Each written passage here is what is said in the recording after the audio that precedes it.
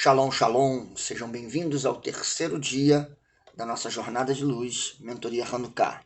Hoje nós vamos falar um pouco sobre a cegueira, a sombra da murmuração.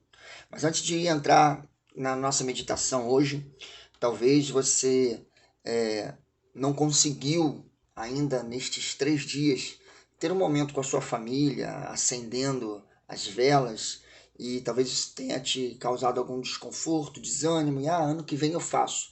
Mas na verdade ontem nós meditamos sobre a inércia. Meditamos primeiramente sobre as convicções equivocadas, ministramos ontem sobre a inércia e sobre os tronos de uma acomodação e de uma diminuição que nós fazemos muitas vezes de nós mesmos, e hoje nós vamos falar sobre a murmuração. Então, vou te dar motivos para que você comece mesmo a partir do terceiro dia, a partir da terceira chama, né? Então, eu estou aqui com a minha caixinha de vela kosher, né? E para quem está me fazendo algumas perguntas, vai dar um total de 44 unidades, né? Durante todos esses 8 dias de Hanukkah.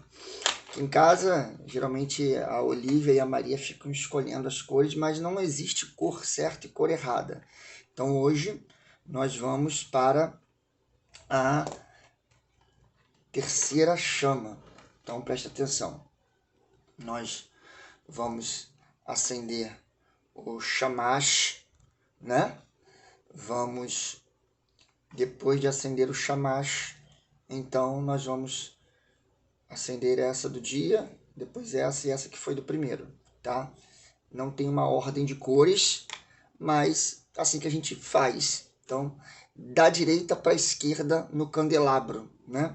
Quando a gente coloca na janela, se você não colocar ao contrário, o seu vizinho vai vir da esquerda para a direita, mas você está acendendo da direita para a esquerda, né? Como se escreve o hebraico. Então, hoje, terceira chama, e nós vamos falar sobre deixar a murmuração através da luz. Como nós temos a proposta de gerar luz em dias sombrios, né? E esse tempo, ele é muito propício para isso. Afinal de contas, assim, a murmuração ela foi um motivo para que alguns dos filhos de Israel não entrassem na terra de Canaã. Se você for ver bem, Cades Barneia é um lugar onde eles podem ver a terra, mas eles não a possuem. E muitas vezes a sombra da murmuração nos impede de possuir algumas coisas que trariam luz para os nossos dias. Se você for lá na página 30, essa terceira meditação vai falar sobre 1 Coríntios 10:10. Não murmureis, como muitos deles murmuraram e deram lugar ao diabo. Paulo está falando exatamente sobre o povo de Israel em Cades Barneia. Em Cades Barneia, Miriam, aquela mulher que dança maravilhosamente quando o povo de Israel atravessa o Mar Vermelho, ela é sepultada ali. Um dos motivos é o motivo da sua murmuração, que faz com que ela não alcance a graça de pisar na terra prometida. Assim como toda aquela geração murmurou constantemente, né? E não entraram no descanso do eterno. Pode não parecer uma arma tão poderosa, mas nas mãos do inimigo, mas na verdade a murmuração ela alimenta, sim, as forças do mal. O apóstolo Paulo, o mesmo apóstolo Paulo que escreve aos Coríntios, escreve aos Filipenses: fazei todas as coisas sem murmurações nem contendas, para que sejais irrepreensíveis, sinceros, filhos de Deus inculpáveis no meio de uma geração corrompida e perversa, entre a qual resplandeceis como astros no mundo. Quando eu deixo de lado a murmuração, quando eu deixo de lado a contenda, a reclamação, então é o momento em que eu resplandeço a luz do eterno. Por quê?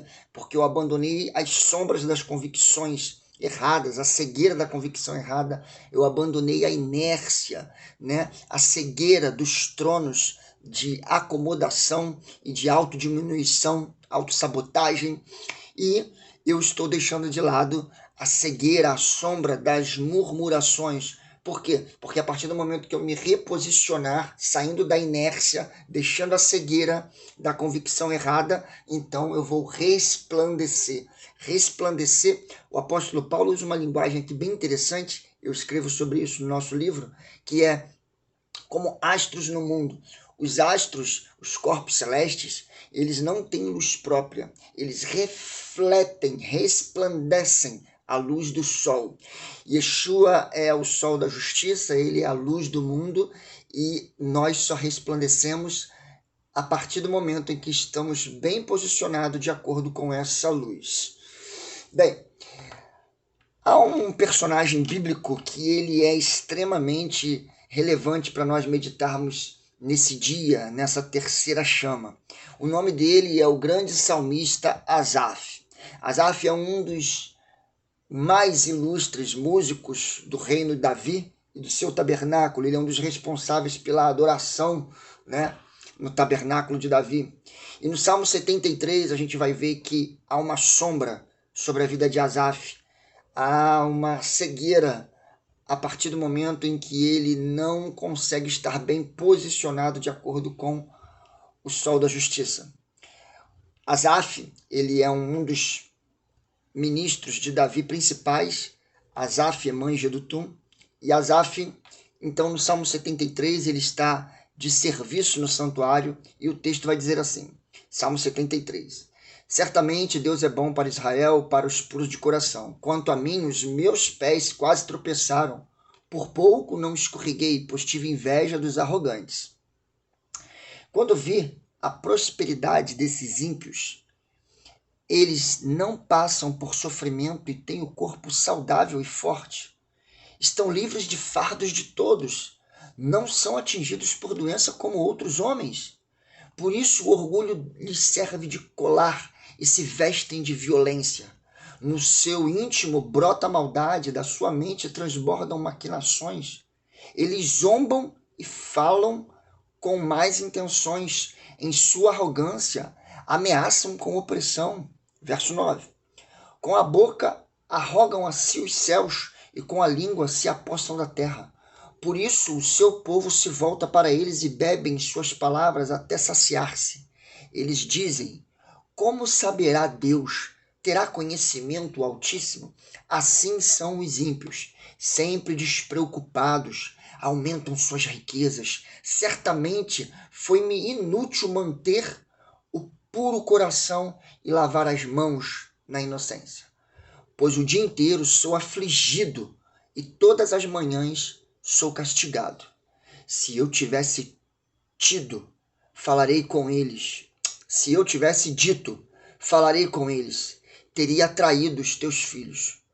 Quando tentei entender tudo isso, achei muito difícil para mim. Você percebe que o cara, ele é um dos maiores salmistas do reino de Davi, mas ele olha a prosperidade dos ímpios e isso perturba ele e ele não consegue dimensionar a shalom do céu que está na sua vida.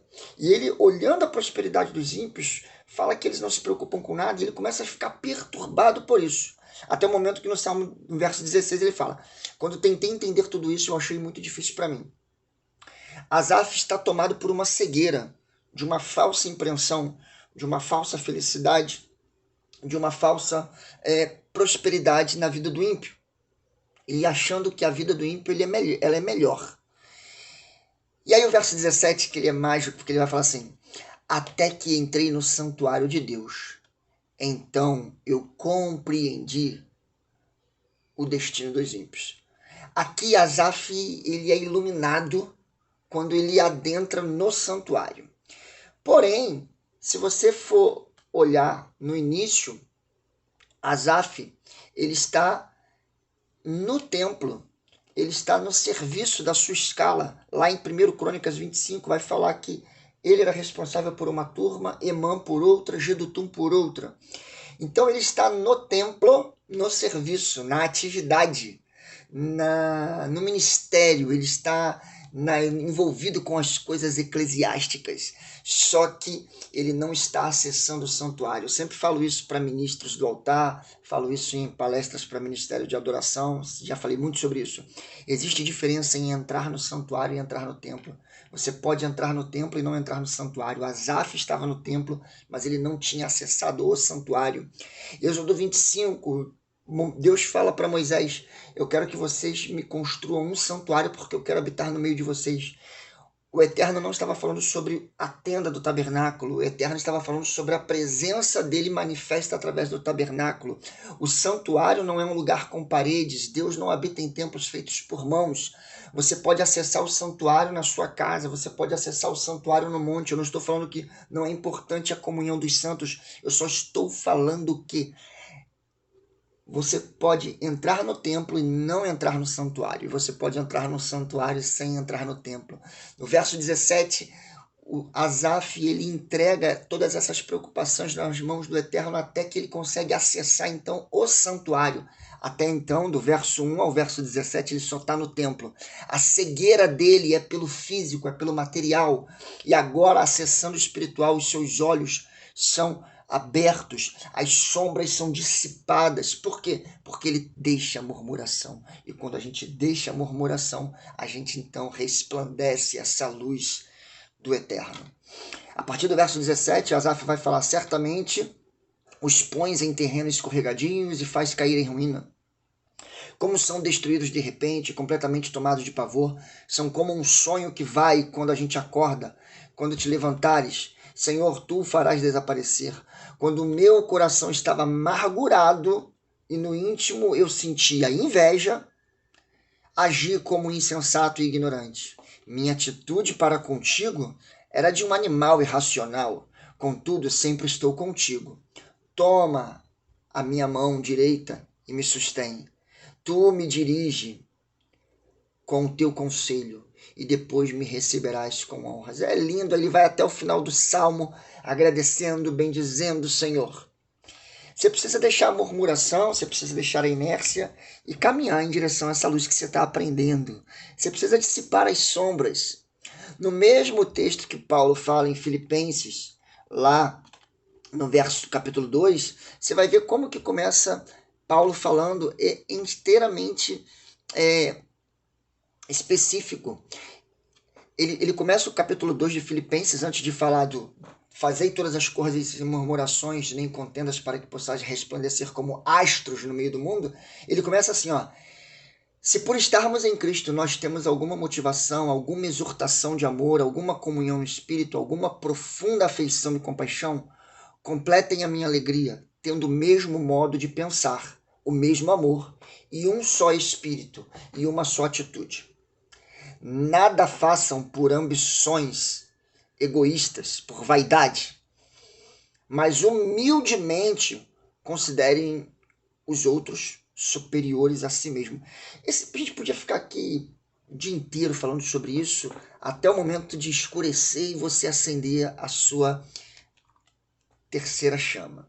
Mas perceba que ele fala que não adianta fazer coisas por ambições, não adianta fazer coisas por vaidade, mas sim com humildade, considerando os outros superiores a si mesmo. Cada um cuide não somente dos seus interesses, mas também do interesse dos outros. Seja a atitude de vocês como a de Cristo. Cristo, ele aceitou a morte de cruz. Esse capítulo vai falar isso. Ele esvaziou-se de si mesmo. Ele foi como servo. E o Pai lhe exaltou sobremaneira, né? Então, o texto vai falar isso. Toda língua confessa que ele é o Senhor. Aí no verso 12 em diante vai dizer: assim mesmo, meus amados, como sempre vocês obedeceram não apenas na minha presença, porém muito mais agora na minha ausência, ponham em ação a salvação de vocês com temor e tremor, pois é Deus que efetua em vocês tanto querer quanto o realizar de acordo com a sua boa vontade. Façam tudo sem queixas, sem discussões, para que venham e tornar-se puros e irrepreensíveis, filhos de Deus e culpáveis no meio de uma geração corrompida, depravada, na qual vocês devem brilhar como estrelas no universo, como astros no mundo. Que você possa deixar as sombras da murmuração, que você possa ser esclarecido sobre a prosperidade dos ímpios, a cegueira das falsas impressões, a cegueira da vaidade de fazer alguma coisa para mostrar para alguém, a cegueira de querer colocar Deus em juízo pelo aquilo que você está vendo o outro ter e você não tem, ou pelo que o outro é e você não é, porque tem gente que não se queixa simplesmente pelo fato do outro não ter. Ele às vezes tem mais que o outro. O problema é quem o outro é e ele não consegue ser. E Deus chamou cada um para resplandecer de alguma forma, né? Você tem vários astros no... Por isso que gente famosa ganha o nome de astro. Você tem vários astros no universo e cada um reflete uma luz de uma maneira, porque cada um tem uma posição no cosmo de acordo com o Sol. Você sabe quem é o Sol da Justiça? Você precisa estar posicionado de acordo com ele para resplandecer a luz dele. Que o Eterno te abençoe grandemente. Qualquer dúvida você pode me acionar, porque eu quero que a sua jornada seja de luz, seja próspera, seja poderosa e que toda cegueira e sombra possa ser dissipada da sua vida, como foi dissipada desses homens da Escritura Sagrada. Shabbat Shalom. O Eterno te abençoe. Um grande abraço.